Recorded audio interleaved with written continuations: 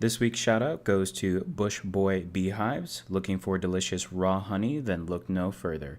Taste the difference with unique seasonal varieties of truly wildflower honey produced within healthy beehives, hand packed to ensure all the beneficial enzymes and probiotics remain intact as live functional food. Visit them on their Facebook and also on their website at bushboysbeehives.com.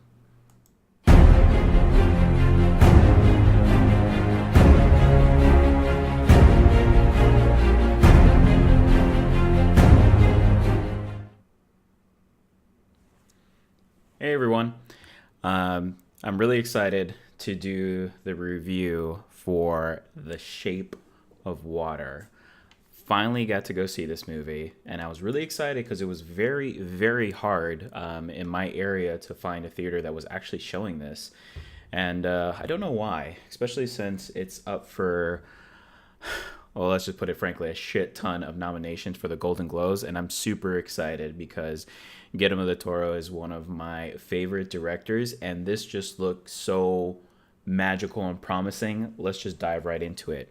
So the story is based in the 1960s, where there's this old government laboratory, and it's focused around one very particular yet super interesting character named Elijah.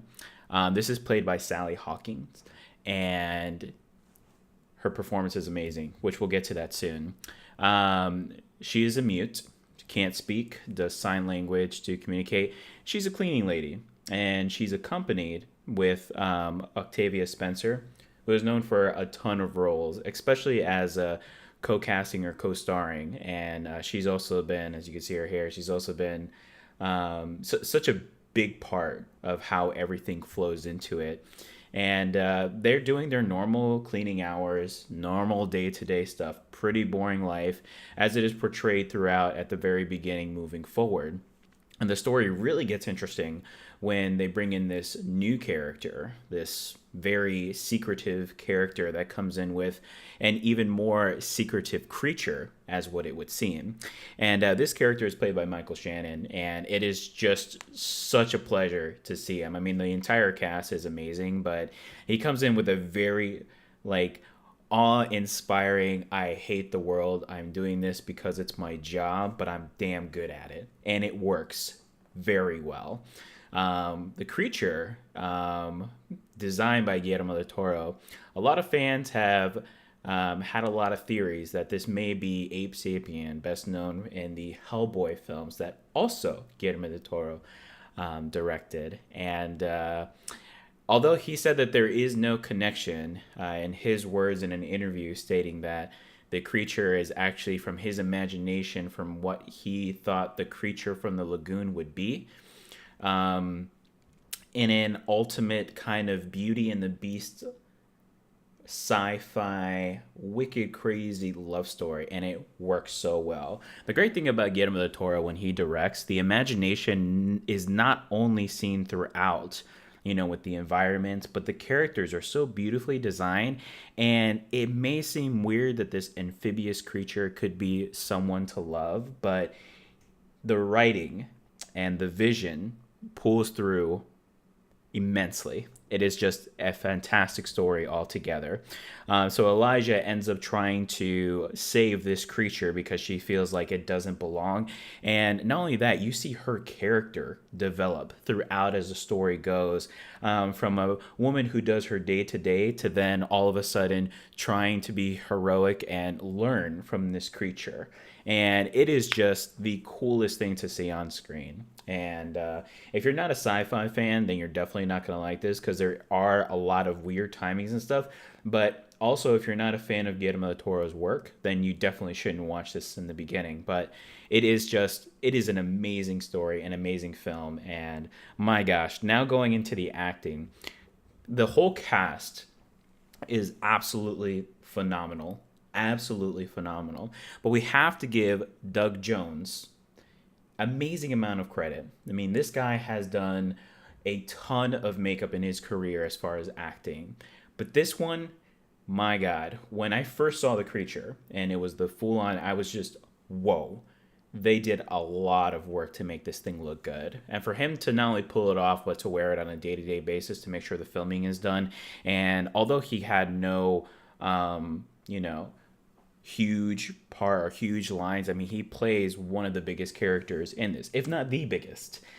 And next to his co star, it is just amazing to see how Eliza comes to life without even saying a word, mind you. It's all sign language, all emotion, which is shows so much power, and it just shows that the vision is there and you don't need the words in order to understand exactly what's going on, exactly how she feels at the time that she feels it, and that makes it beautiful to watch. I really hope the awards, if any of them, go to the actors for their amazing performance for this film, because it is truly one to watch just based on their performances. The music, the score in this, I loved it. It had a flow of the olden times 1960s going through, especially at the beginning when it comes to theme.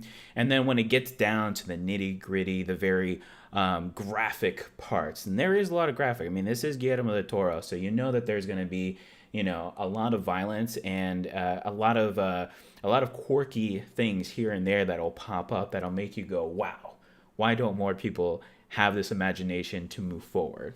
And as he is shown in Pan's Labyrinth, the music just flows with whatever the theme is. Although this is a fantasy set in a time in the 1960s with this laboratory for the government, the music just flows so beautifully. So I'm going to play you guys a piece, as I always do. Hope you enjoy.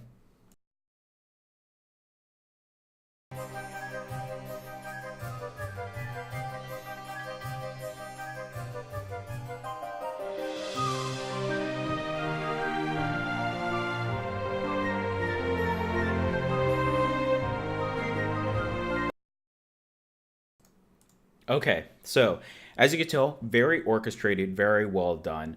There are different parts. There's more that is like singing slow, kind of like what they used to play like on the old jukebox kind of styles, and even before then on old records, which are shown throughout. I mean, the entire movie from beginning to end never loses its theme.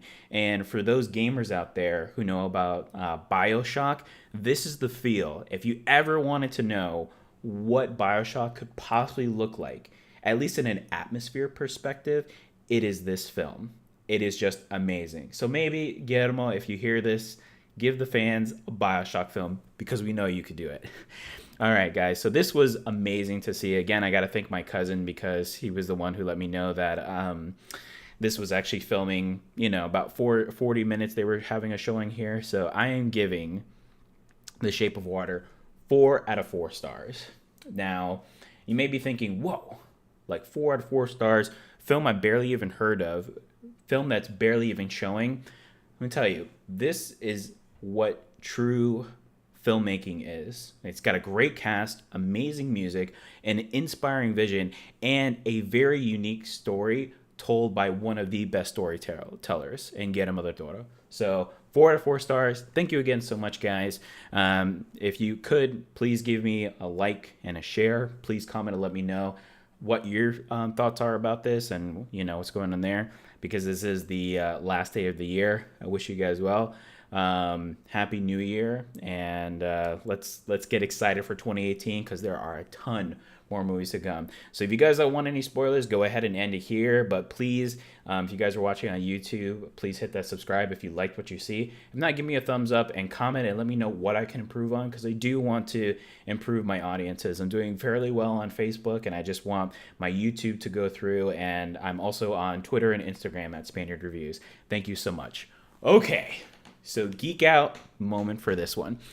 I was just literally jaw dropped at this movie from beginning to end. I just loved it visually. I was really inspired by the acting, and the music was just so comforting throughout. But probably my favorite scene, I'd have to say, is the full disclosure of the creature, right?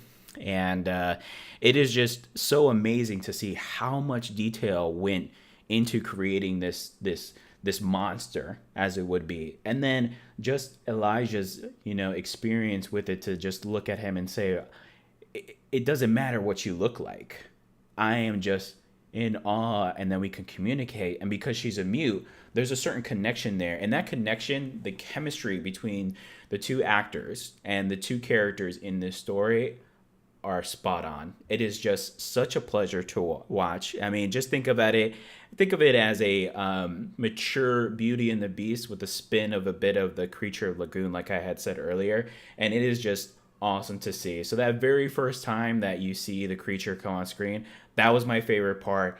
It was amazing to watch, and it only gets better from there. So go watch this movie before you can't find it anywhere. I mean, if you have to drive 40 minutes like I did just to go ahead and do it, highly recommend it. Go see this movie. And guys, again, thank you so much. Give me a like, share, subscribe. Let me know how I'm doing. I'm excited for 2018, for the new year. This is becoming awesome to do on a weekly basis. You guys have a great New Year's and be safe. Thank you.